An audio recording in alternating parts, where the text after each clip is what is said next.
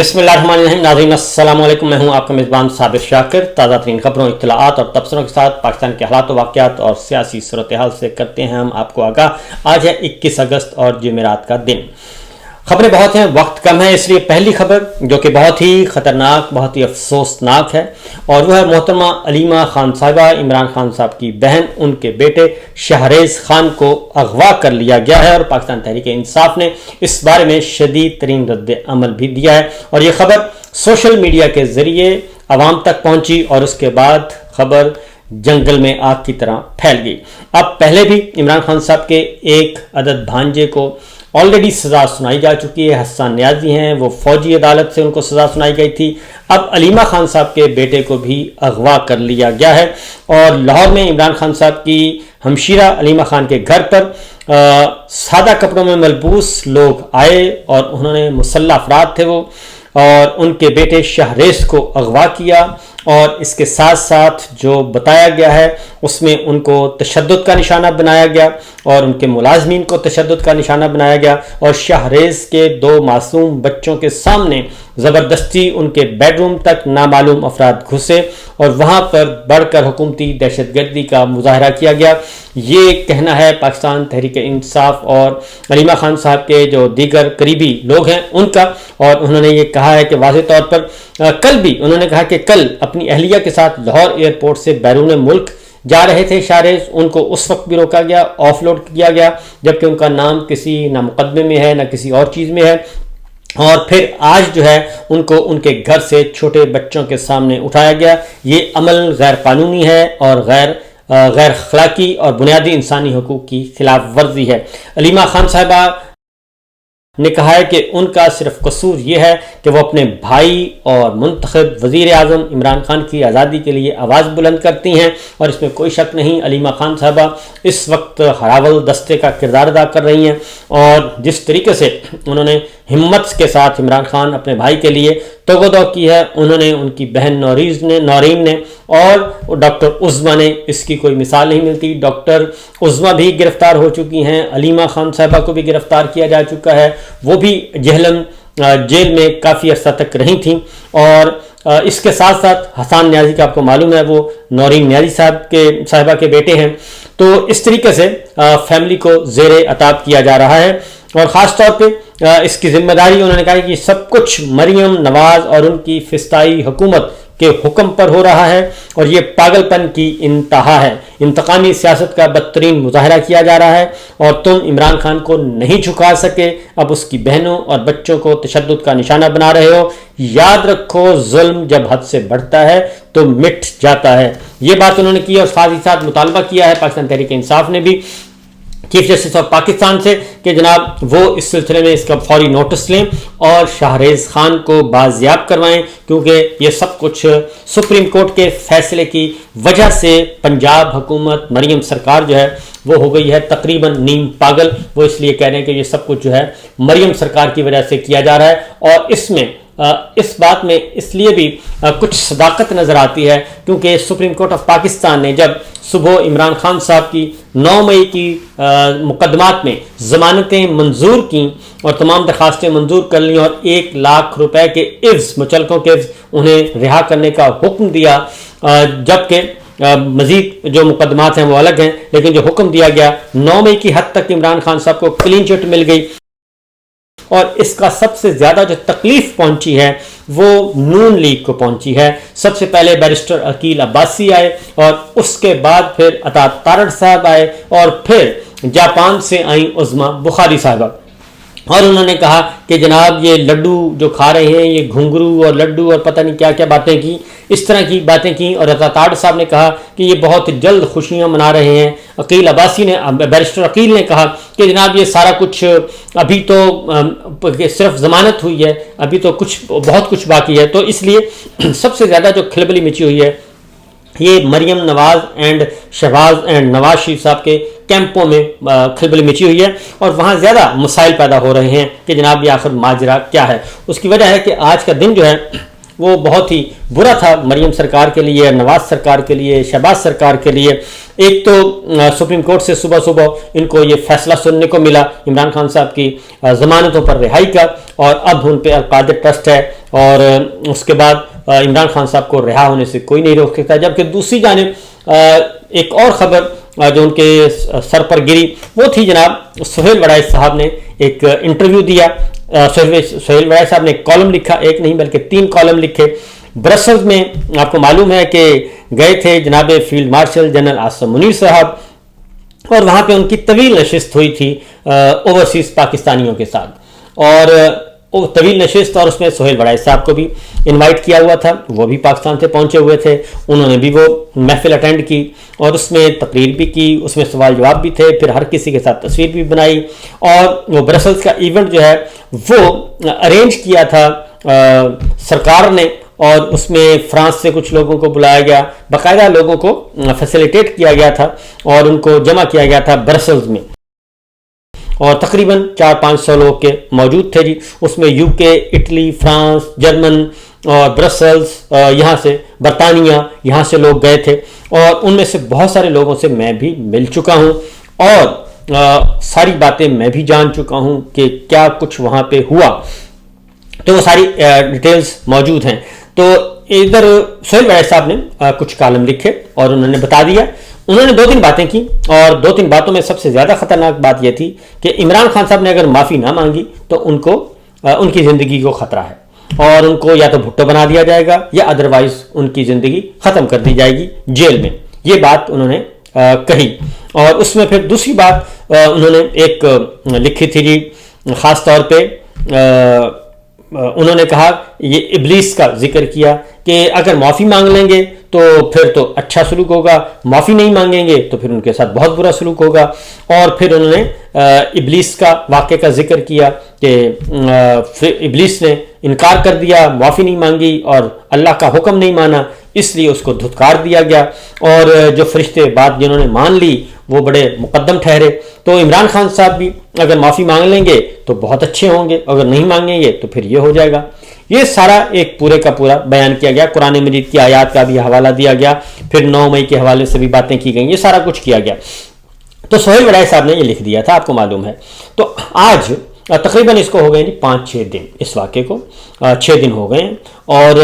کیونکہ لوگ جو ہیں وہ بہت تعریف کر رہے تھے، متاثرین میں شامل تھے بہت سارے لوگ، کہ جناب field marshal general Asim Munir جو ہیں وہ 2.5 گھنٹے بولتے رہے، 2-2.5 گھنٹے، اس کے بعد پھر 2 گھنٹے انہوں نے تصویریں بنوائیں، پھر انہوں نے لوگوں کے ساتھ بہت بغلگیر ہوئے، یہ سارا کچھ ہوا، پھر وہاں پہ لوگوں نے ان کے ہاتھ میں چومے گئے، وہ بھی سارا کچھ رپورٹ ہوا۔ تو 5-6 دن یہ خبر چلتی رہی اور کالم ہوتے رہے جی شاید جنگ پہ۔ اب آج جو ہے وہ جناب DGISPR ترجمان اعلیٰ پاک فوج کے، ترجمان اعلیٰ میں اس لیے کہتا ہوں کہ ترجمان تو بہت زیادہ ہیں آج کل، اور ترجمان اعلیٰ صرف ایک ہی ہیں، اور وہ ہیں جناب DGISPR لیفٹیننٹ جنرل احمد شریف صاحب۔ تو احمد شریف چوئی صاحب نے بھی آج ایک محفل میں گئے اور وہاں پہ انہوں نے گفتگو کی، اور گفتگو کے دوران انہوں نے کہا کہ فیلڈ مارشل سید عاصم منیر نے برسلز میں کسی صحافی کو انٹرویو نہیں دیا، اور کوئی بھی سیاسی بات نہیں کی، معافی والی بات بھی نہیں کی، سہیل وڑائچ نے غیر ذمہ داری کا ثبوت دیا۔ اور اس کے بعد انہوں نے کہا کہ سہیل وڑائچ سینئر صحافی ہیں، انہوں نے ذاتی فائدے کے لیے من گھڑت کہانی گھڑی۔ یہ میں سمجھتا ہوں کہ بلو دا بیلٹ سہیل وڑائچ صاحب سے اختلاف ہو سکتا ہے، 100 اختلاف ہو سکتے ہیں، لیکن یہ کہنا کہ انہوں نے ذاتی فائدے کے لیے من گھڑت کہانی گھڑی، تو ذاتی فائدہ کیا ہو سکتا ہے سہیل وڑائچ صاحب کو یہ بھی بتا دیتے DGISPR کہ کیا انہوں نے کیا حاصل کر لیا ہے، کیا ٹکٹ لیا ہے، پرمٹ لیا ہے، پلاٹ لیا ہے، پیسے لیے ہیں، کیا لیا ہے، کیونکہ یہ ایک بہت ہی سنگین الزام ہے اور ان کو ڈسگریس کیا گیا ہے اور بلو دا بیلٹ ان پہ حملہ کیا گیا ہے۔ اور اس کے ساتھ جو پہلی بات کی ہے کہ کسی صحافی کو انٹرویو نہیں دیا اور کوئی بھی سیاسی بات نہیں کی، معافی والی بات بھی نہیں کی، یہ بھی انہوں نے کہا۔ اب سیاسی بات نہیں کی، معافی والی بات نہیں کی، اب میں آپ کو ذاتی طور پہ بتا رہا ہوں کہ سیاسی بات بھی کی وہاں پہ اور معافی والی باتیں بھی وہاں پہ ہوئیں، یہ بھی بات درست ہے۔ اور سہیل وڑائچ صاحب نے غیر ذمہ داری کا ثبوت دیا، مجھے نہیں لگتا کہ انہوں نے غیر ذمہ داری کا ثبوت دیا، اور ان کے آپ انداز بیان سے اختلاف کر سکتے ہیں لیکن آپ یہ نہیں کہہ سکتے کہ انہوں نے ذاتی فائدے کے لیے من گھڑت کہانی گھڑی، ایسا نہیں ہے، ایسے بہت سارے شواہد موجود ہیں۔ اور اس کے بعد DGISPR نے کہا کہ جناب اس کے بعد ایک اور بات انہوں نے کی DGISPR نے کہ فوج کا 9 مئی پر موقف پہلے دن سے واضح ہے، فیلڈ مارشل نے تحریک انصاف سے مصالحت کا کوئی ذکر نہیں کیا، 9 مئی جیسے انتشار میں ملوث لوگوں کو معافی مانگنی چاہیے۔ پھر انہوں نے یہ بھی کہا کہ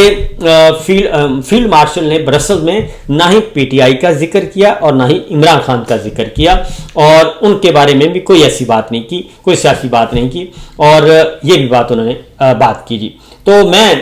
پھر کہوں گا کہ یہ بات درست نہیں ہے، اور انہوں نے یہ ساری باتیں کیں اور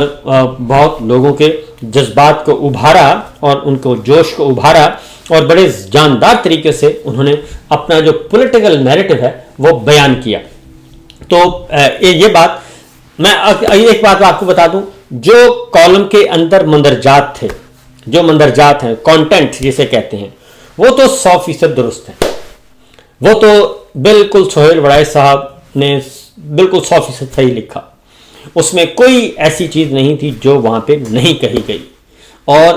آپ یہ کہہ سکتے ہیں کہ وہ انٹرویو تھا یا نہیں تھا، یہ ایک الگ کہانی ہے، کیونکہ مجھے یہ بھی پتہ ہے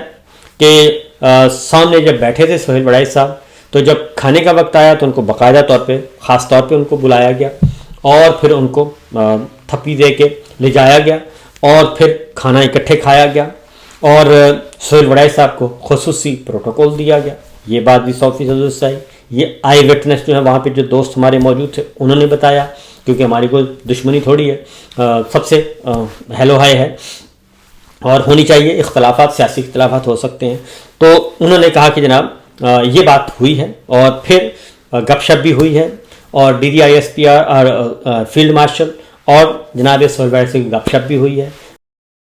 گپے شپیں بھی ہوئی ہیں، کانوں میں بھی باتیں ہوئی ہیں، مسکراہٹوں کا تبادلہ بھی ہوا ہے، پھر فوٹو سیشن بھی ہوا ہے۔ وہ تصویر بھی آپ دیکھیں تو بہت دونوں مسکرا رہے ہیں، اور جیسے ہوتا ہے تصویر سے پہلے کہا جاتا ہے کہ بھئی ریڈی، تو وہ پھر ریڈی ہو کے خاموش ہو جاتے ہیں، لیکن چہرے پہ مسکراہٹیں رہتی ہیں، جو بات گفتگو چلتی رہتی ہے۔ تو یہ ساری باتیں تو ہماری اطلاع کے مطابق بھی 100% درست ہیں، جو کانٹینٹ ہے۔ باقی اس کے بعد DGISPR نے کہا کہ جی 9 مئی کے حوالے سے، جی بالکل 9 مئی کے حوالے سے آپ نے جو کچھ کہا وہ وہاں پہ بھی آپ نے کہا، اور انتشاری فسادی یہ ساری باتیں، تو میں ابھی یہ کیونکہ مطلع ذرا تھوڑا سا ابر آلود ہے، 2-3 باتیں میں نے بھی بتانی ہیں اس حوالے سے، وہ انشاءاللہ بتاؤں گا، ذرا تھوڑا سا مطلع صاف ہو جائے، وہ بہت ہی امپورٹنٹ باتیں ہیں۔ اور کیونکہ جنرل صاحب کی تقریر کا یورپ والے، مغرب والے، وہاں کے مقامی اتھارٹیز اس کا جائزہ لے رہی ہیں، ایگزامن کیا جا رہا ہے، اور باقاعدہ طور پہ ان کی توجہ دلائی گئی ہے، کسی نے کروائی یہ ایک الگ چیپٹر ہے، اور ان کی توجہ دلائی گئی ہے، اور اس میں کہا گیا ہے کہ جناب یہ جو ہیں اس سرزمین پہ بیٹھ کے یہ گفتگو جو ہے وہ صحیح نہیں ہوئی، اور اس کے کیونکہ اس سے پہلے ایک واقعہ بھی ہو چکا تھا مار دھاڑ کا، اور ایک FIR بھی یعنی کہ اپلیکیشن بھی دی گئی ہے بائی نیم، وہ بھی ایک اپنی جگہ پہ موجود ہے تنازع، تو اس لیے یہ سارا کچھ جو ہوا۔ اس کے بعد آتے ہیں جناب اگلی بات ہے کہ نوجوانوں کو اپنی طاقت پہچاننی چاہیے، اور جس دن نوجوان طاقت پہچان گئے کسی کا ڈر نہیں رہے گا، یہ کہتے ہیں جناب DGISPR۔ تو میں ان سے یہ کہوں گا کہ جناب بات یہ ہے کہ نوجوان تو اپنی طاقت پہچان چکے ہیں، ضرورت ہے کہ آپ لوگ اس کا احساس کریں اور نوجوانوں کی طاقت کو یوٹیلائز کریں، پاکستان کے لیے، پاکستان کی ترقی کے لیے، خوشحالی کے لیے اور تعمیر ترقی کے لیے استعمال کریں۔ نوجوان آپ سے ناراض ہیں، نوجوانوں کو آپ پہ غصہ ہے، پاکستانی قوم کو آپ پہ غصہ ہے، اور اس غصے کو کم کرنے کا صرف ایک ہی طریقہ ہے کہ ان کے ووٹ کا احترام کیا جائے، اور جن کو انہوں نے ووٹ دیا ہے وہ ووٹ انہی کو واپس لوٹا دیا جائے۔ یہ ہے بنیادی بات، اور وہ ہے عمران خان اور پاکستان تحریک انصاف۔ اس لیے پھر آپ نے کہا کہ ایک اور بات بھی کہی DGISPR نے کہ جناب جو ہے وہ نوجوانوں کے بارے میں اور قوم کے بارے میں کہا، تو قوم نے جی کہ 9 مئی کا جو بیانیہ ہے یہ فوج کا مسئلہ نہیں ہے، یہ قوم کا مسئلہ ہے۔ تو قوم نے تو 8 فروری 2024 کو اپنا ووٹ دے کر یہ ثابت کر دیا کہ وہ آپ کے 9 مئی کے بیانیے کو نہیں مانتے۔ اور مولانا فضل الرحمان صاحب، محمود خان انچگری صاحب، بہت سارے سیاسی رہنما بھی آپ کو کہہ چکے ہیں کہ 9 مئی کا بیانیہ 8 فروری 2024 کو بیلٹ باکسز میں غرق ہو گیا ہے، دفن ہو گیا ہے۔ اور 9 مئی کا آپ کا جو بیانیہ ہے وہ آپ کے اپنوں نے اس کو اون نہیں کیا۔ تمام ڈی ایچ ایز، جس کو کہتے ہیں defence housing authorities, cantonment areas, cantt areas, throughout پورے پاکستان میں ایک بھی پولنگ اسٹیشن ایسا نہیں تھا، ڈی ایچ اے کا، کنٹونمنٹ بورڈ کا اور کینٹ ایریا کا ایک بھی پولنگ اسٹیشن ایسا نہیں تھا جہاں پہ پاکستان تحریک انصاف نہ جیتی ہو، اور وہاں سے بھی ووٹ عمران خان کے امیدواروں کو ملا۔ تو یہ ہے صورتحال، یہ سچویشن۔ باقی خبریں انشاءاللہ اگلے ویلاگ میں۔ تو جناب جتنی جلدی ممکن ہو سکے راہ راست پر آئیے اور پاکستان کو آگے لے کر جائیے۔ اجازت دیجیے، اللہ حافظ۔